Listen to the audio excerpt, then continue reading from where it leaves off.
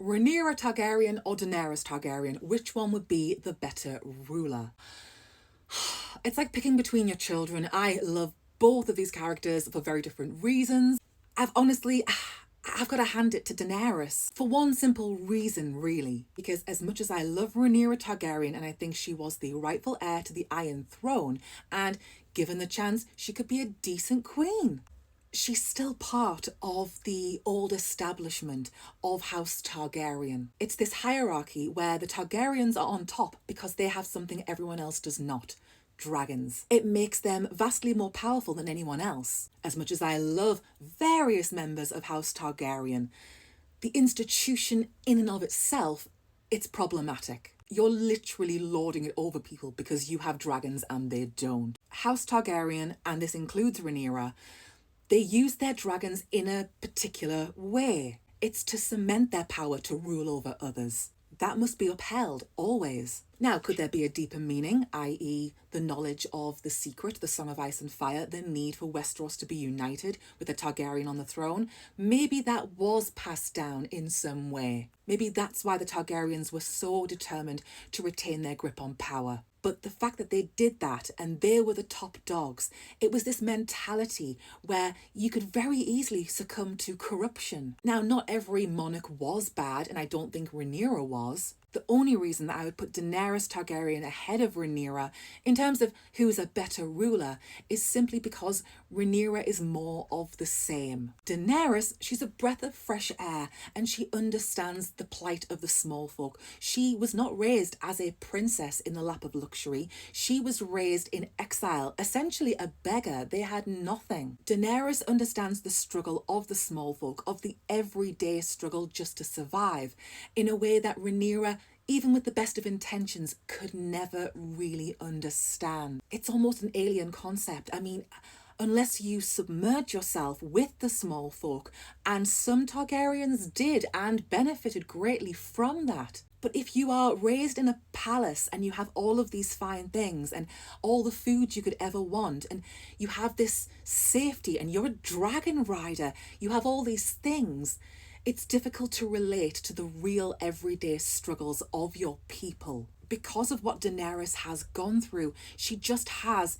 ingrained within her a deeper sense of compassion. Rhaenyra and all other Targaryens before her, raised in this particular way where they are on top, they just can't relate in the same way. Now, maybe Rhaenyra could have taken a leaf out of her great-grandmother's book. Queen Alysanne held regular women's courts. She actually did make good changes that benefited the small folk, and especially women. I could see Rhaenyra doing just that. I think given the chance, Rhaenyra Targaryen could have been a great ruler because she does have compassion. We see that. She's not bloodthirsty. She's certainly not Rhaenyra the Cruel. But if we're comparing her to Daenerys, Daenerys just has a different perspective because she's lived the life. She's been down and out. She's struggled to survive. She didn't know if she would survive, in a way that all of her Targaryen predecessors they can't even really imagine. Daenerys has dragons just like they did, but she's not lording it over people.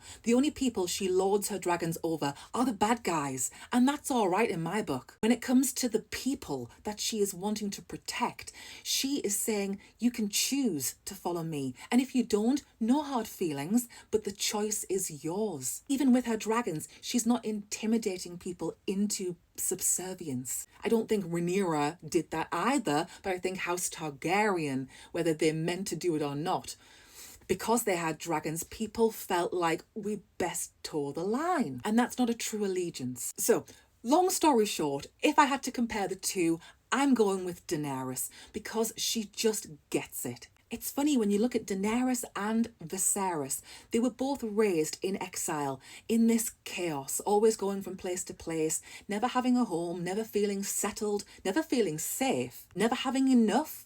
Viserys, he went from being a royal prince to being the beggar king. But Daenerys is able to be empathetic. She can relate to the average person. Viserys can't do that. He still thinks he's better than the Dothraki. That's part of the old mentality of House Targaryen. This notion that Targaryens are closer to gods than to men. Now, I don't think Rhaenyra believed that, but I think the institution did, and it created a culture where House Targaryen are on top and everyone else is below them. That's just how it was. But Daenerys Targaryen, she's doing things differently. She's not part of that old institution because she never lived that life. The life she did lead, it's created, yes, a lot of problems for Daenerys, and she's been through hell, but she's learned so much, and it's valuable information because she can stand there authentically and speak to people and say, I know how it feels. I've been sold. I've been this, that, and the third. She's been through it. She can stand there and say, I will lead you forward towards good things. It's just, she's authentic. Oh, and for anyone who may be watching this video and is confused why I'm not calling Daenerys the Mad Queen, that's never happened in the books. She's never even been to Westeros in the books, and I don't think even if she ever did, she would never be the Mad Queen.